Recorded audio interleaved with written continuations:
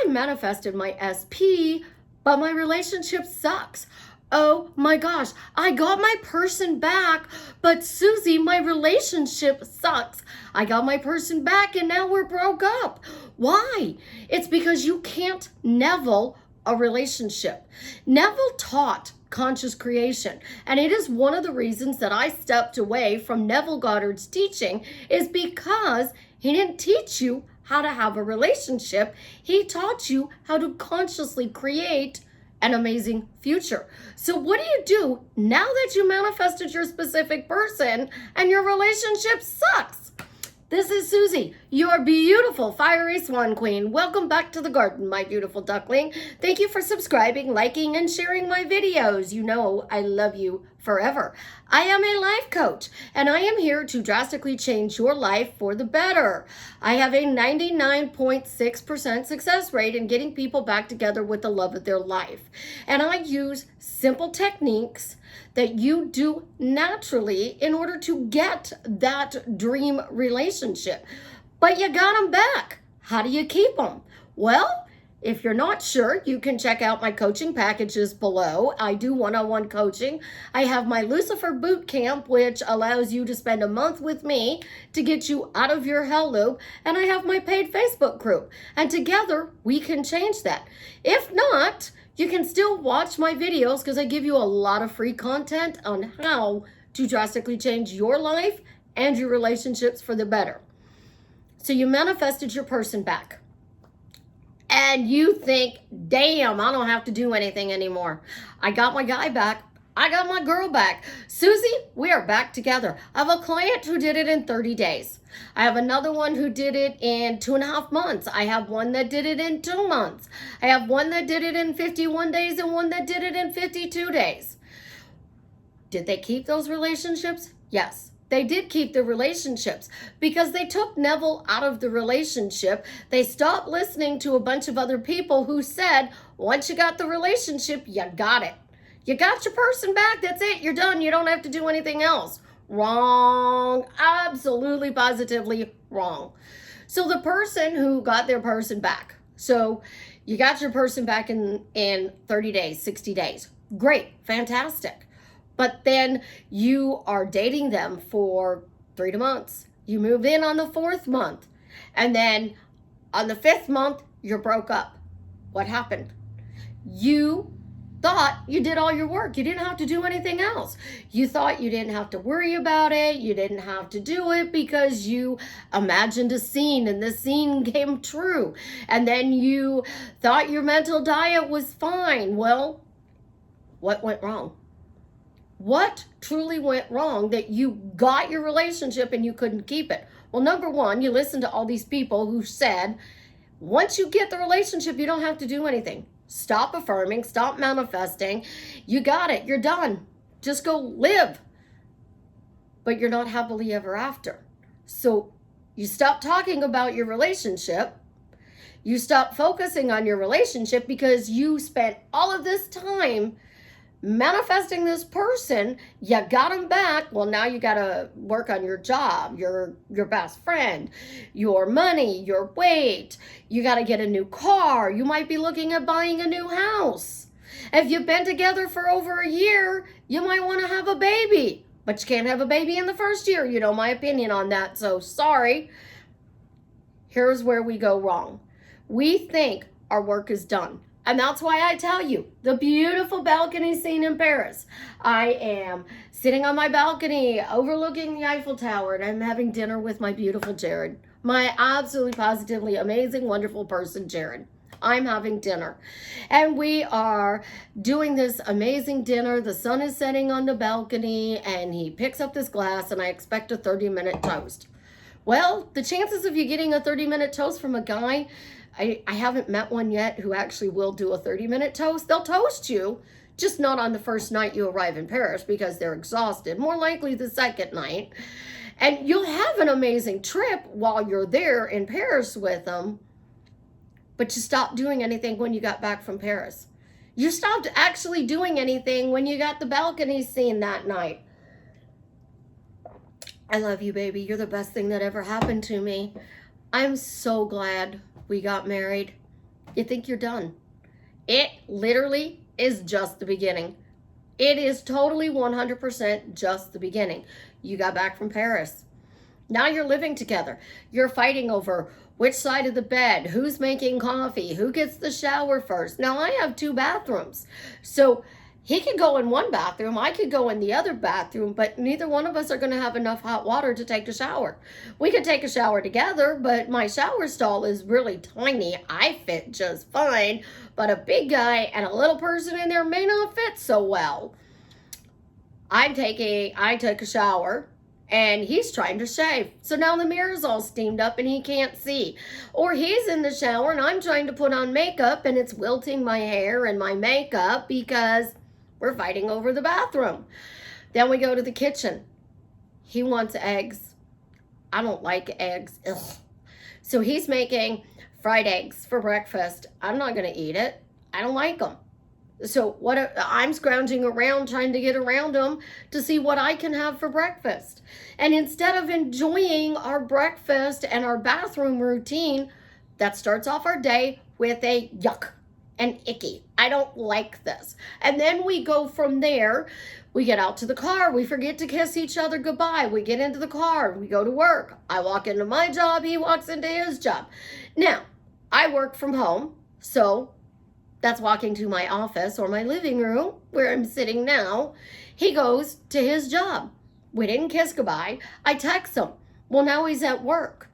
When I worked 9 to 5, it was actually 7 to 5:30 at night. The chances of you getting a text message from me during the day was slim. And if you got one, you literally were at the bottom of the list and I was working my way up. Because think about it, your break is 10 minutes. So you leave your chair from where I sat answering phones for the bank, go to the bathroom, go to my locker. I have time to grab some money, go to the vending machine, get something to drink, and get back to my desk. Because my 15 minutes is up, let's face it. So I look at my phone and I'm like, holy crap, I have 30 messages. I just see 30 messages. Did I scroll and see his message? Absolutely, I saw his message. But I didn't have time to answer it because by the time I grabbed that drink and got back to my desk, my 15 minutes is up. Now I do the same thing at lunch. I get out of my desk. I go to the bathroom. I go to my locker. I grab my lunch. I grab some money. I go to the vending machine. Now I'm standing in line at the vending machine. I start at the bottom of my list and I'm trying to text people. I sit down. I'm eating. And you're one-handed trying to eat and text and talk to people. So you sent them back a text message. So you started work at 7. It's now 12:30. You sent him back a text message. Well, by 1 o'clock, he didn't respond because he's not on lunch. Well, then you come out at 3 for your afternoon break and he still hasn't responded. Well, why not? So 3:15, you go back to your break and he got break at 3:15 to 3:30. So he responded finally to you and you don't get that message till 5:30. So now you're even in a bigger bad mood. And then you come home and you're like, you ignored me all day. Nothing's going right. I thought being married to you was going to be the greatest thing in the world, but you're just so mean. You ghost me all the time. You don't respond to my text messages. I called you. You just clicked me off. I mean, what in the world? And you're thinking in your head the whole time you're driving home, I thought being married was supposed to be the greatest thing in the world. It's why I tell you guys over and over and over again. Neville was amazing at what he taught. And his techniques worked back in the 30s, 40s, 50s, 60s, 70s, and 80s. Because they didn't have cell phones. We didn't have internet. And up until I think it was 80s, you didn't even have an answering machine. So I called you and you were at home and you answered the phone. Great. But I called you and you were outside mowing your lawn and you didn't hear the phone ring. So I didn't know what ghosting was back then. Oh my God, he didn't ghost me. He called, I didn't answer. There was no caller ID. There was no answering machine. How do I know you called?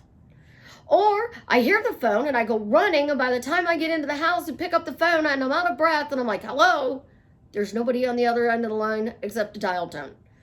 But because we have this beautiful contraption called a cell phone, you can't use Neville's techniques in a relationship, because Neville never talked about manifesting a specific person. He never even knew what an SP was. He talked about how he manifested his wife, and he told Mrs. J.E. to walk around saying, "Isn't it wonderful, I'm Mrs. J.E.?" Well, if she did that for 50 years, of course it was wonderful for her to be Mrs. J.E. Neville never said to stop talking about your relationships. Neville never said stop talking about how good your life is. Thank you, Father. Isn't it wonderful? Keep your mental diet in check. But you can't imagine a balcony scene and think you're going to guarantee 100% that your relationship is amazing. So to get that amazing relationship, you got to throw out the cell phone, and you got to stop worrying about what he's doing or she's doing. So your Jared and your Susie is at work from 7 to 5:30. You can't be upset with her if you don't get a text message. Or if you do get a text message or a missed phone call from her, you can't be upset because your schedules that day did not line up. And you can't be going on Facebook because Facebook didn't exist in Neville's time. So you can't go on Facebook and go, "He ghosted me. He blocked me. He iced me. She's ignoring me." And then start calling them all kinds of names. And then come back on Facebook 2 hours later and go, "Oh my gosh, he didn't ghost me after all, because the phone rang and it was him. And he was working because he was busy." Why am I happily married? Isn't it wonderful? I'm Mrs. Jared. Those are things that Neville taught because that's all he knew back then when we didn't have this horrible technology in our hand. You gotta throw out the phone. You gotta throw out the thing, because a lot of times you might get a letter in the mail back then. Let's talk about the story where Neville said the lady didn't get along with her daughter-in-law, so she couldn't see her son and her grandchildren. Neville told her to imagine receiving letters from your daughter-in-law. So she imagined receiving these letters from her daughter-in-law, and she got these letters from the daughter-in-law. Letters, not a phone call, not a knock on the door.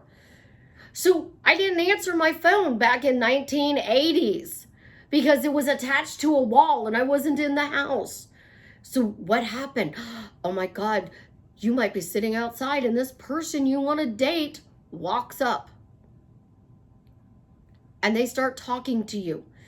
They don't ask to come into the house. They're like, "Hey, I was in the neighborhood. I thought I'd stop by and see if you were out." You got a surprise visit. Why do you guys think I talk about the knock on the door all the time? Because in the 80s, people knocked on your door all the time. Because again, we didn't have this contraption. See my beautiful swans? They're pretty. And you know, it opens up and it has a wallet inside as well as my cell phone.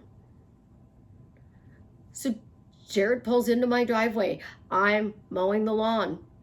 I have a mom's bun, no makeup on. I'm sweaty. I'm nasty. I smell. Are you going to run into the house or are you going to stay out there and talk to him? He says, "Hey, let's go out for dinner." And you're like, "Okay, but I need to go change before we go out to dinner because I'm all stinky and sweaty." So he puts the lawnmower up in the garage for you. He picks up any of the other equipment out there while you run in the house, because this is what we did. And you take a quick sponge bath in the bathroom to get rid of all the smelly odors, put some body deodorant on, maybe some body spray, because they did have body spray back then. And we fluffed our hair, maybe put a little mascara on, some lipstick, and ran out the door. We didn't take an hour to get ready to go on a date when he just pulled into our driveway, because he's not going to sit outside in the driveway for an hour. That's what we think, though. We literally think that all we have to do is imagine one scene. And I tell you guys over and over and over again, one scene doesn't cut a relationship. If you're going to manifest a relationship, you have to talk about how this relationship is amazing, how it is wonderful, how it adds value to your life. What about this relationship makes you feel good? So I tell you, Neville says feeling is the secret. Add the feeling into your statements, your questions, and your phrases. I feel happy to be married to Jared. I feel happy to be married to Susie. Isn't it wonderful I'm happily married to Jared? Isn't it wonderful I'm happily married to Susie? Isn't it wonderful that we have such a great relationship? It's amazing. He's surprising me in all kinds of wonderful ways. You can't be at work and you can't be texting your mom, your best friend, the guys, anybody, and telling them that this person's disrespecting you, because that creates chaos in the relationship. Neville said mental diet. Your mental diet goes with your imaginal scene. If you want this beautiful balcony scene in Paris, you got to talk about how great the relationship is. Otherwise, the honeymoon doesn't last. The key to a successful relationship is to do the things you did in the beginning of the relationship always, so it never ends. That's my bride. We're on our honeymoon. Uncle Earl and Aunt Millie went on their honeymoon. They were married for over 54 years. And every time they went on vacation, it was a honeymoon. If it was a weekend getaway, it was a mini honeymoon. If it was a 2-week trip, it was another honeymoon. They had thousands of honeymoons in 50 years. Because even when they went to the cottage house on the lake, it was a getaway for the weekend, and they went up there every summer. So they had mini honeymoons when they went to the lake for their little getaway. Think about what you're saying, because Neville didn't teach relationships. He taught conscious manifesting. And when you consciously manifest something, you have to talk good about it. You have to talk how it is amazing, how it adds value to your life, and how it makes you feel good. And anybody who tells you that you can just drop it once you get it, run. Run far, run fast, because you are affirming from the time you wake up to the time you fall asleep. And then you wake up the next morning and you're like, I had a dream. What does it mean? I had this dream. What does it mean? I text him, he didn't respond. What does it mean? I saw him. What does it mean? It means progress. It means things are moving in your direction. You're putting meaning to things, which Neville said, don't do. Don't put meaning to the balcony scene. It's a vacation that you can do every year for 50 years or do once in 50 years. But your chances are, unless you live in Paris, you're not going to have a balcony scene every night.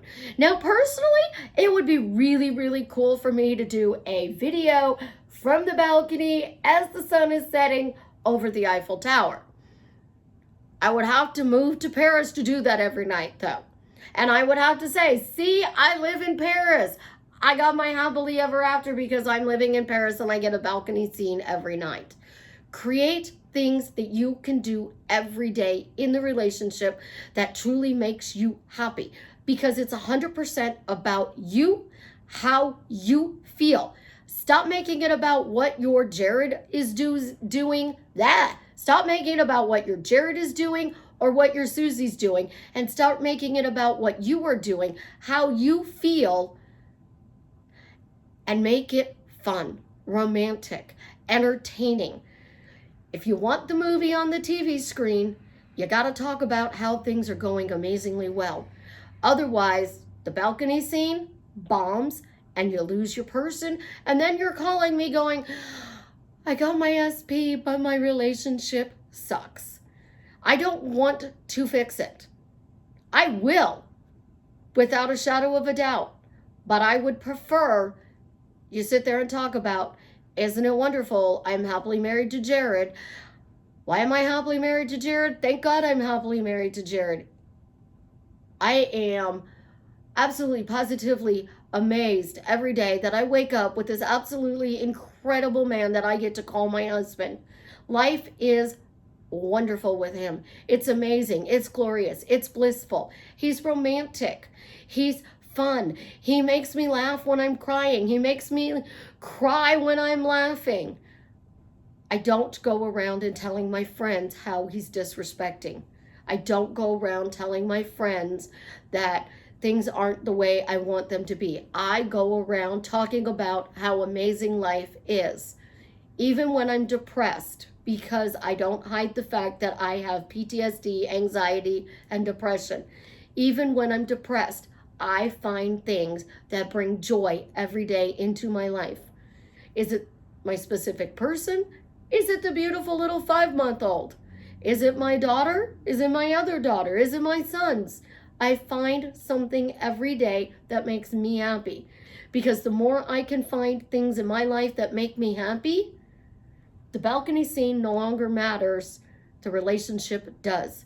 I love you guys. Have an absolutely positively amazing day. And as always, leave me a comment and let me know how I am drastically changing your life for the better.